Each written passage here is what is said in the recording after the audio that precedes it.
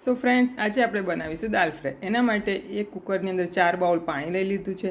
1 bowl તુવરની દાળ ધોઈને લઈ લીધી છે. દાળને થવા દઈશું. એટલે આપણે બીજી બાજુ કાંદા ટામેટાં ચોપ કરીને 3 મરચાં લીલા કાપીને અને લસણની પેસ્ટ બનાવી દઈશું. અને આ બાજુ આદુ મરચાંની પેસ્ટ અને સૂકા મસાલા રેડી કરી દઈશું. દાળ થઈ જાય એટલે એક પેનની અંદર તેલ મૂકી જીરા અને લાલ મરચાંનો વઘાર કરી અંદર લીલા મરચાં કાપેલા નાખી દઈશું. લસણની પેસ્ટ નાખીને આપણે ચોપ કરેલા કાંદા અંદર એડ કરી દઈશું. એની અંદર આપણે કાશ્મીરી લાલ મરચું, હળદર અને સ્વાદ પ્રમાણે મીઠું નાખીશું. કાંદાને આપણે ઢાંકીને 1 મિનિટ માટે થવા દેવાનું છે.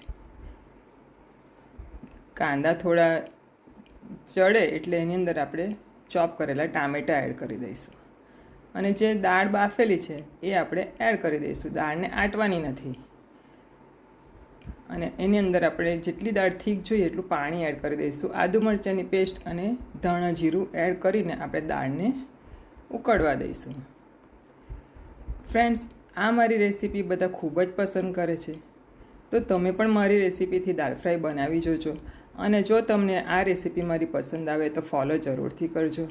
લાઈક અને શેર પણ કરજો. Thank you. જો દાલ ફ્રાય કેવી સરસ થઈ છે.